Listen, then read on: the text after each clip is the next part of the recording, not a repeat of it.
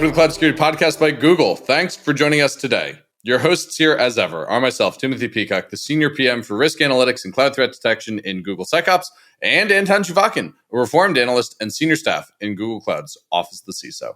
You can find and subscribe to this podcast wherever you get your podcasts, as well as at our website, cloud.google.com/podcasts. If you enjoy our content and want it delivered to you piping hot every Monday, please do hit that subscribe button. You can follow the show, argue with us, and the rest of our Cloud Security Podcast listeners all on our community page. You can find the link to that in our show notes. Anton, this is a special episode for me because we're joined by a former Shape colleague of mine. We're talking about, is it more AI? I think this one is about AI, and it's also kind of unabashedly about AI, but it's also very substantive. I mean, we probably should say the following. We definitely know people who hear about the AI security and they think, oh, come on, we're busy with ransomware, we're busy with like traditional security, don't bother us with this LLM-y stuff. But it's an understandable take from somebody who has to deal with immediate threats. But a lot of this really matters. And a lot of this would really matter a lot more in a very near future. So That's why we are trying to be, for once, we are trying to be early, not late with security. And that's why this snide remarks. For once. Yes, you're right. Yes. And that's 40 years, listeners, we're finally going to do it this time. Oh, maybe. No, but I think we're going to give it our all. This episode has one of my favorite crazy analogies, listeners. And if you hang on towards, partway through, we compare what's going on to the Millennium Tower in San Francisco, which, if you're not familiar with, is a major, major building that happens to be leaning several degrees out of vertical. And so maybe without further ado or further inside San Francisco baseball references, let's turn things over to today's guest. Welcome to another live stream episode of the Cloud Security Podcast by Google. We are coming to you live from the show floor here at Google Cloud Next 2024. We are joined today by an old colleague of mine and a good friend, Sean Now. Sean, thank you for joining us. Sean and I go way back, folks. We actually worked together at Shape. That's right. Way back in the day. Sean, what are you up to at Next? What are you doing here, buddy? I'm here to meet old friends, learn about security. I gave a talk earlier today on AI security and privacy with Anton. Is that important? Do we care about that? Some people care about that. It appears, and just a few government folks who want the world to be safer. So that was exciting. Is that safer spelled with AI in the middle? That's right. Safer spelled with AI in the middle. You know everything already. I know everything already. SAIF. That's right. Yeah. That's great. It's also been exciting to see the startups and Google product teams with all the AI features. Everything's AI this year. Including cloud. Cloud is AI now. Cloud is AI now. Security is AI now. It's spelled with an AI somewhere. Cloud is now spelled with AI? No. Corey Quinn would make fun of us on Twitter for that. Corey Quinn probably make fun of should us on Twitter, and he probably should. Yes, that's a good point. Yes. Okay, so you gave a talk. What have you seen that's interesting? What are you impressed by? Well, in the talk, not in the talk itself, but at Cloud Next. Yeah, I think it's actually really impressive to see the AI features from various parts of Google. Yeah, and from the startups. Like, I was sharing this with one of my colleagues yesterday, that even though the technical novelty is not quite there in the Gen AI features we're seeing out there, but just in exploring the various use cases and features that are being launched, the utility is there. Really? So even at this early stage of Gen AI development and productization, I can see how tons of value is being created for a whole host of stakeholders. Customer experiences, sales, what's marketing, something like productivity. Particular and specific here? Like, what's the coolest single thing you've seen for that? What's the most productivity? You're like, wow, I can't believe they did that. Oh, nothing comes to mind around anything that surprised me. Because, again, Anton and I gave a talk. You're done being surprised. Yeah, we've been surprised over the last 10 years at Google. I'm not so surprised by the features that are coming out in the external world today. But there were elements of the Workspace keynote talk yesterday that I was delighted by. Our video app with generative video looks very cool. Yeah. Some of the easy to kind of replicate enterprise workflows that Workspace is building out, and the document kind of agents that we are building out with AI are very cool and actually very useful. Like I use them on a day-to-day basis right now. So really? there are innovations coming out, but I think the innovations still are very much the purview of the major platform providers that have been investing in AI for a long, long time. Yeah. I think that's going to start changing, but still, like the stuff that's coming out of the startups, the other smaller product companies, is very useful, but at an early stage. Yeah. One of the things that really impressed me in vids is how you can just add a document. It's so easy. There's no integration. There's no let me glue stuff together. There's no assign permissions. It just works right out of the box. Yeah, some of the stuff. I mean, we know it's secure on the back end, respects privacy, and just works. Yes. Which is kind of epic. And I think that we are, I don't want to like put a vendor hat on, but we're kind of in a unique role to actually do that. Something that's secure and usable. I don't know, like that's very inspiring. Yeah. Okay, I have a vendor hat. Fine.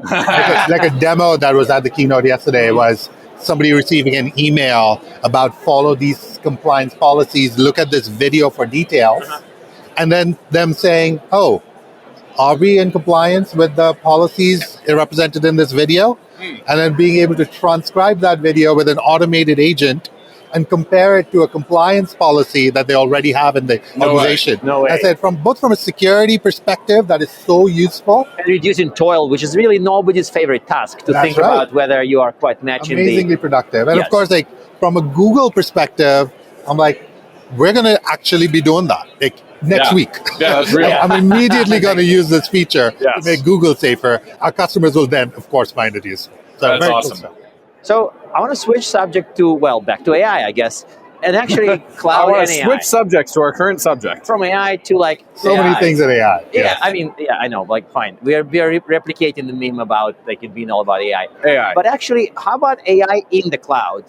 A lot of security, even including the stuff we covered in the talk, apply to artificial intelligence, Gen AI in general. But we assume, probably correctly, that most people, most organizations would use AI that backends to the cloud, that runs in the cloud. Yeah. So what are the unique challenges from SAIF, from your experience, securing AI in cloud environments? Well, firstly, just to kind of warm up on this topic, I think the benefits of using clouds are enormous and evident to me, but maybe not evident to everybody, and worth talking about. Like our decades-long investment in building AI and the practices for security and privacy that emerge from that, and our pre-existing hardening of the foundational infrastructure, on top of which we're now hardening our AI-specific infrastructure, are things that require a lot of investment. Frankly, hundreds of millions of dollars, billions of dollars of investment and expertise over a long time. And now, we know this because we want to keep Google secure. Yes. And now I can see the benefits of an external customer adopting those benefits as well. So now that's kind of mundane stuff in terms of like headlines. Secure infrastructure sounds kind of maybe not boring, but mundane. But in terms of practical contribution to a secure AI experience, it's actually huge. It's huge. It's huge. I think with AI, what I tell my teams is all of our boring, grungy security and privacy practices are sexy and important again. People didn't really want to mention data governance in the talk, and it's a topic that puts people to. But it's actually important here. Yeah, and it actually works out of the box. Yes. That's kind of magical. Yeah, I think to use an Anton phrase, that's almost magical, Sean. Yeah, that's right. I love that. That's great. Yeah, that's great. So, what else do you get for free with cloud? How else does cloud give you an advantage out of the box? Well, name a topic. So, hardware supply chains. Yeah. Is a topic that our governments worry about today. This is in New York Times headlines. Our national security policies are being written about that. While we at Google and frankly, all of the major cloud providers have worried about this for a long, long time. Yes. And this is particularly important in the case of AI. Again, where I was telling my team yesterday, listening to the Google Cloud Next keynote talk, silicon is sexy again. When was the last time we put so much emphasis on silicon? And when we're designing our own silicon, when we're acquiring silicon, we have tons of teams focusing on the security of silicon. But then you go to less kind of niche topics. Software supply chain, still very mundane. We've been focused on that. Now we're applying that to cloud. Data governance, very boring old topic. That's just my pet peeve, frankly, because it's like something that was really, really sleep-inducing suddenly became almost at the center of a secure AI experience. That's right. Yeah. And then getting to the sexier topics even. Things like prompt injection attacks. Yeah. Things like model testing and tuning against adversarial attacks. We call it model I think hardening. model theft. That's actually kind of cool in a costly, portable, easy to steal, easy to get value from if you steal it. Like that. Actually, Tim was the one who opened my mind to this, like that it's so ideally suited for being stolen by the bad guys. Yeah, I think model theft is another one where I think it's really important to focus on right now. I think the implications, both from a security perspective, an IP risk perspective, which a financial perspective, and a compliance perspective, are still being debated out there.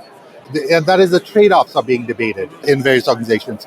But one thing everybody agrees on is models and associated artifacts like weights and code and harnesses around models are really, really important to protect. And certainly we at Google are focused on that.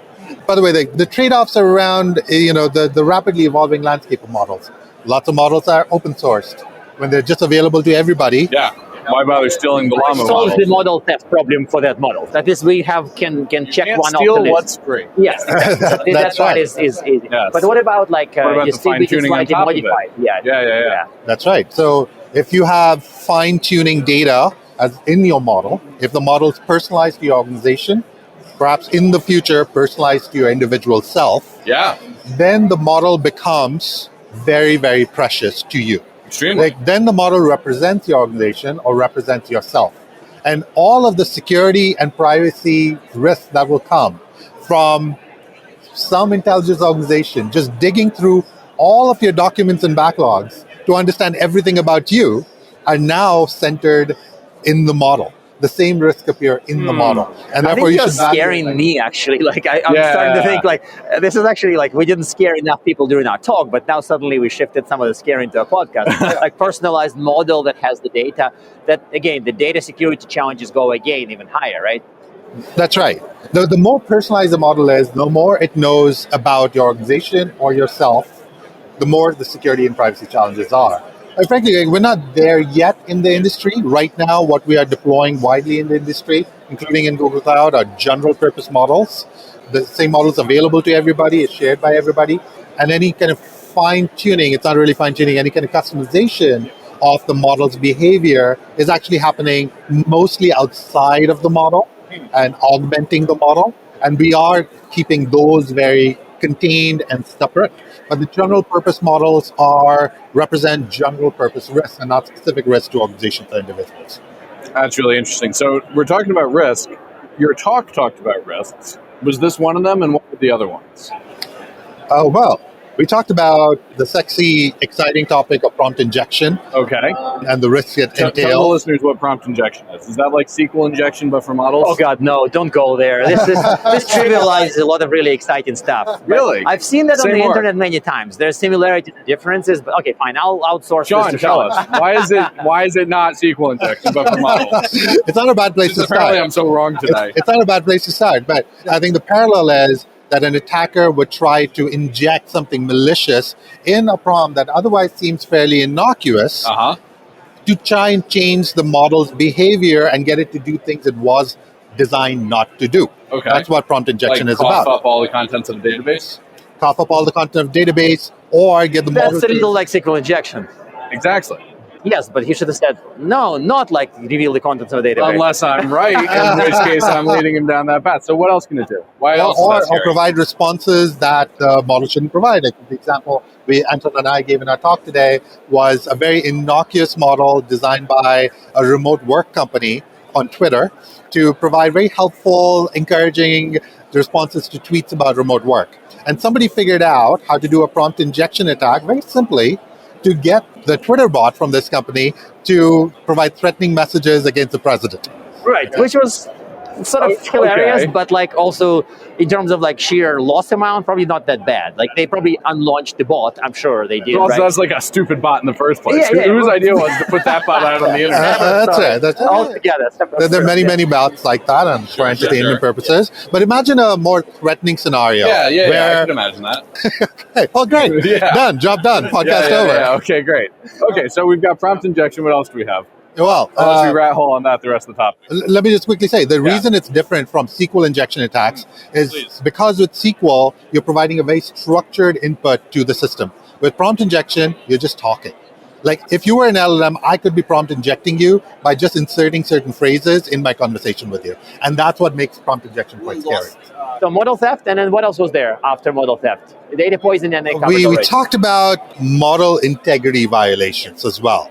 This relates very much to supply chain challenges in the production of AI systems, where models can be, the specifics of the model and data sets could be violated to change their behavior. This could happen either during the data poisoning risk stages when the models are being trained, or when they're stored and the weights could be manipulated. We worry about that without anybody knowing, because you can't analyze weights the way you analyze code. They're not human readable. Or models could be swapped out with nefarious models during the deployment stage. And this is something, in fact, that's been happening in the industry. So it's very important for us to think about the supply chain of AI and supply protections across the model development deployment cycles. Interesting. And this sounds kind of more fancy. Okay, you go ahead. Yeah. No. I was going to pick on Sean for a minute. I was going to go back to something you said. You were saying, SQL is structured, but we're just talking to LLMs. But doesn't the fact that the LLM machinery can understand natural language suggest that there's an underlying order to natural language, which might not be super apparent to us, but is in fact present? I would just push back on the idea that natural language is not actually structured. You do realize we're going to be here 6 hours later discussing this, right? And then Stephen Wolfram's going to fall out of the ceiling and smack all of us. Yes, that's very likely. Yeah. And of course, it's structured to natural language. Otherwise, we won't understand each other. Right. We run rules of grammar and absorb this. Yeah. We're LLMs ourselves, and we cannot get trained from our birth into understanding language. I think the difference between SQL and natural language is the number of variations that are allowed. So with SQL, there's more space. You can easily represent desired and undesired inputs with regexes, for example. Complex regexes sometimes. But with natural language, that's very, very hard to do. Yeah, it would be very difficult to regex a good LLM prompt first. And I think that somebody, at this point of the conversation, somebody must mention that the whole data plane, control plane contamination that we have with LLMs, which has been triggering a lot of people in a lot of interesting ways, that you're not going to filter, essentially language is also an API and essentially code to have the model do something, right? Right. So, and filtering natural language in uniquely specific ways is really hard. I'm thinking of that. And listeners, what Anton is thinking about here is LLMs are payphones. And that paper basically says LLMs, by mixing the data in control plane, look like payphones from the 60s, where you used to be able to whistle control tones and get free phone calls. Yes, except for this paper is probably never going to be published. So, and you mentioned that online, but okay. So let's go to mitigation, something positive and beautiful. The good side of the coin. Yes, exactly. Yeah. So, and I know I'm slightly obsessed about data governance today. I'm not sure why. He was out too late in Vegas, folks. Yeah, okay. So some of the mitigations for that seems the same. Like when you look at data poisoning, data exposure, prompt injection in our talk, some of the mitigations are the same, and I'm primarily thinking about controlling data, just access control, for model integrity. So what I'm trying to say is that there isn't some kind of a magic, unique tech you have to buy from a startup. Some of this is more about broad controls applied in AI-specific ways to this. So can you comment on how you are thinking about the mitigations? Yeah, we've been thinking about this a lot from a Google perspective in our own risk reduction efforts. And I think a question one of our senior execs posed to me the other day was, hey, Sean, you're kind of formulating a new plan for AI security and privacy. Does that mean we're completely exposed today? And my answer was no. We're actually already doing probably 90% of what we need to do, because we've been very rigorous in our traditional security and privacy practices. And that's our advice to the framework to the rest of the industry. That to do AI security and privacy well, you just need to invest in security and privacy, and then focus on the this AI. It's like the most mundane piece of advice, but also the most correct. To be good at something, you have to do that thing.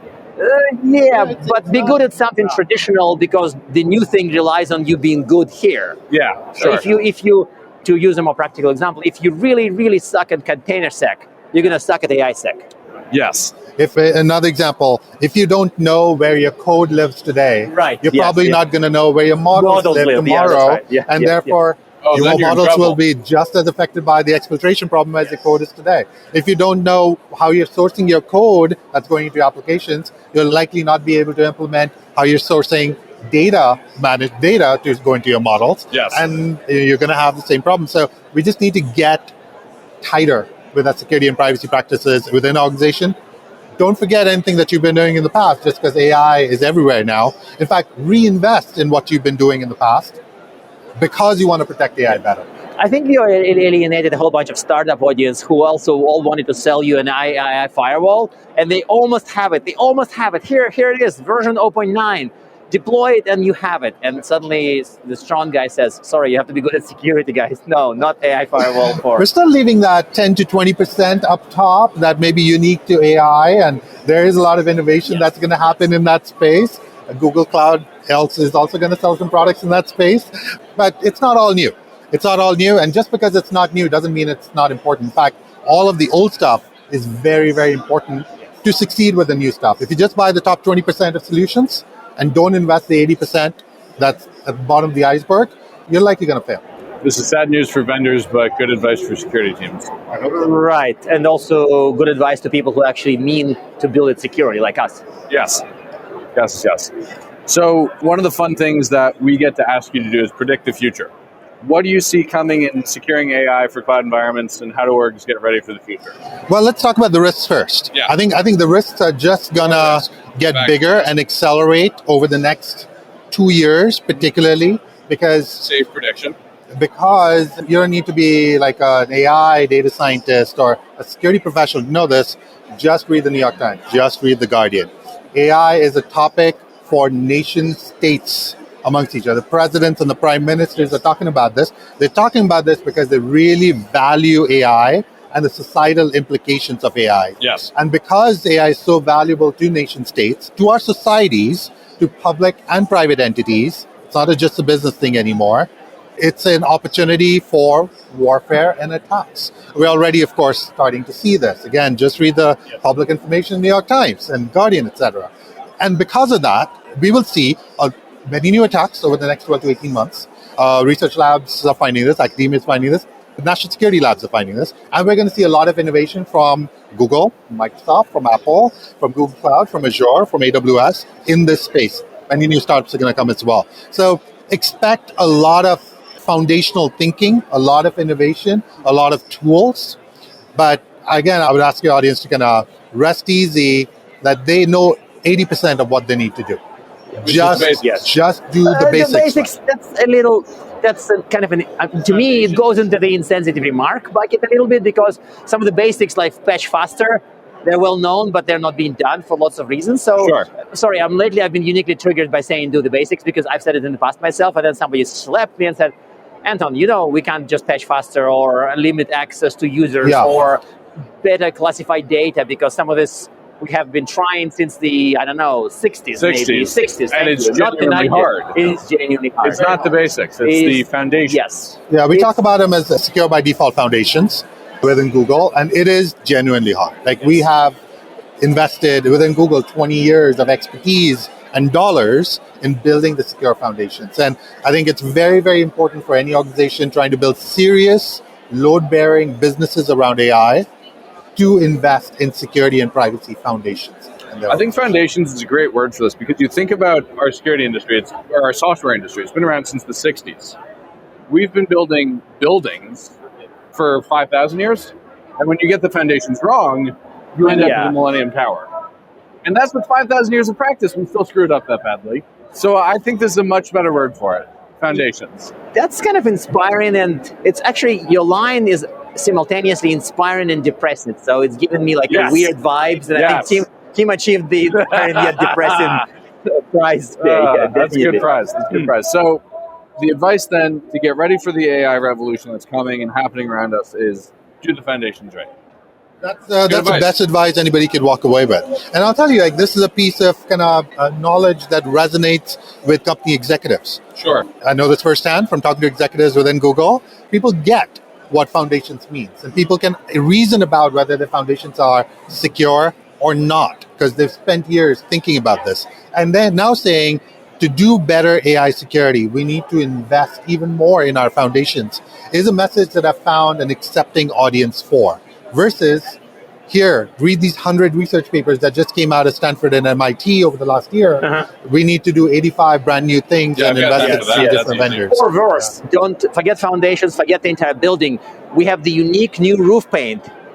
that you can buy in a SaaS form and spray all over your roof, and suddenly your AI is secure. I'm sorry, but I'm hearing this from some of the novel startups. It's not even not the foundation, not the building, not the reinforcement from outside, but it's freaking roof paint that you can just like apply patterns on the roof, and then the whole building is going to... But I can't figure out how to dump VC money into foundations. People have not figured that out for 50 years. Look at the turtle example. I was thinking about the turtle example. Yeah. It's the... Tell the listeners what you mean by the turtles. Yes. So it's not like... It wasn't the only case, it wasn't the only example when Tim's mind maybe attacked the guest on the podcast, but I rather sharply questioned the guest by saying that, maybe not a probed, more than probed, probed with a cattle prod. Whether or not that company was the right company because they were so small to address the foundational thing. Exactly, like very foundational thing. Truly the very, very bottom layer of identity. Yes. And that to me, and funny enough, they mostly convinced me that, yes, startups and smaller companies can in fact build some of the key foundational elements. So maybe there's money in novel foundational approaches. So that's actually kind of a fun detour from this, but it's actually a really good one. And Eli, who was on that episode with us, and listeners, this is episode like 160 something. We'll find the right number. We'll find it in the show notes, but former colleague for me and Sean. This resonates. I'll also say, because the upside to doing AI well is so high, for businesses, of course for individuals, for societies and governments, there is greater willingness to focus on the hard problems of foundational security and privacy. In fact, if you see the emerging demands from the journalists, from the key opinion formers, for motivating larger companies to do security and privacy better, these were demands that they had kind of laid aside over the last few years because they thought it's just too hard of a problem to ask people to solve. But now, because the upside for AI is so high, there's a proportionally hard demand to invest more in security and privacy. I think this can work for many people within their organization. So it would remotivate them to improve security elsewhere, right? So we have one more question before the final question, and I want to ask that, and it's a question about the domain of securing AI or AI security. So we had a couple of interesting debates, I think on one of the VC episodes, when the question is, do you think in 2-3 years, maybe up to 5, AI security would be its own domain, part of AppSec, part of DataSec, part of some other more traditional security domain, or would it be a separate domain still in, I don't know, pick the time frame yourself, 2 to 5 years, I don't know, it's a broad range. Certainly I think in 5 years, and even 3 years is quite into the future, given the velocity of AI development. I think in 3 to 5 year time frame, if AI security is a completely different domain from other security and privacy practices, then I feel in some ways we have failed. Really? I believe that over the next 2 to 3 years, there's going to be enough innovation in this space and enough foundational first principles thinking in this space that we need essentially tiger teams, task forces, specialized engineering teams in every organization that can really reason about the risks and controlled completeness around AI. But to do this job right, we will think about AI security holistically, along with all the other foundational security elements for data, for applications, for models, for infrastructure. And just like we don't have Java security teams today, just like we don't have C++ security teams today, to be sure, these teams do exist when that's a particular area of focus for the organization. But we do have cloud security teams. Yes. But I'm going to argue in my talk this afternoon that you should stop treating cloud security as an island, and that I should really be a peninsula.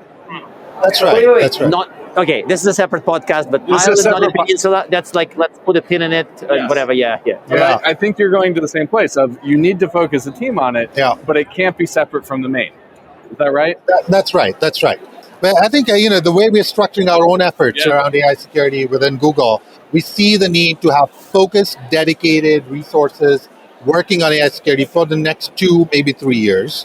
But then we also are already starting to diffuse that knowledge from the focus resources into our kind of, let's just call it general purpose. And I don't mean that in a bad way at all. Folks who they really holistically understand security in the various domains. And again, like in the long term, if we've solved for the problems enough, And there may be new innovations that cause us to extend this time horizon beyond 3 to 5 years. But I think in 3 to 5 years, unless there are major new innovations that impact security and privacy, I think we would have been able to diffuse the knowledge in our general purpose teams. This will be different for every organization, of course. Like Google's just had a head start. Yes, that actually makes sense. It's very interesting. Go with the closing question. I think we have Okay, that's zero. my job. Yeah. John, I hate to do it because we're 2 minutes over already. One, do you have recommended reading for our audience? And it can be anything. Yeah. Art of War, Mary Oliver, not Anton's blog. Ah. And two, do you have a practical tip to help people improve their AI security foundations? Yeah, there's some very, very practical things that I'd recommend people read, things that I've found compelling of late. The US Cybersecurity Agency, CISA, the UK Cybersecurity Agency, NCSE, wrote some really well-reasoned guidelines for AI security and privacy that will become foundational to many emerging regulations and guidelines from public sector in the near future, in 2025. I recommend people go and find that AI cybersecurity framework. We'll put it in the show notes, listeners.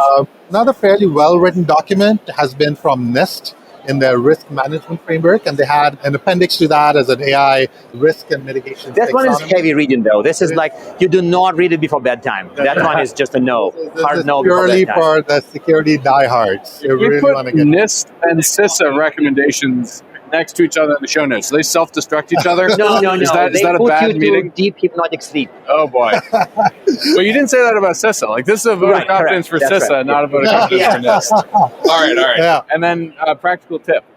By the way, just beyond general purpose reading, I would recommend that everybody subscribe to the New York Times and Guardian headlines on AI security and privacy. There's enough happening in the wider world that if you're not aware of societal impacts, if you're not aware of why a CEO, your CISO, your local congressman cares about AI security and privacy, you're missing out on a huge opportunity to leverage their view of upside to promote your work. And of course, watch all the Netflix news. Like the three-body problem has been particularly motivating for me recently with an AI security and privacy angle that I think people. But it switches the threat from robot rebellion to alien invasion. That's cheating. That's right. That's cheating. Yeah. Okay. One practical tip. Focus on the foundations. Focus on the foundations. Yeah. It's the most important thing you can do. Well, Sean, I can't thank you enough for joining us today. This has been really fun. We've got topics coming out of it. We've got to talk about turtles, foundations. This is a joy. Thank you. Thanks, guys. And now we are at time. Thank you very much for listening and, of course, for subscribing. You can find this podcast at Google Podcasts, Apple Podcasts, Spotify, or wherever else you get your podcasts. Also, you can find us at our website, cloud.withgoogle.com/cloudsecurity/podcast. Please subscribe so that you don't miss episodes. You can follow us on Twitter, twitter.com/cloudsecpodcast. Your hosts are also on Twitter at Anton_Chuvakian and _Team Pico. Tweet at us, email us, argue with us, and if you like or hate what we hear, we can invite you to the next episode. See you on the next Cloud Security Podcast episode.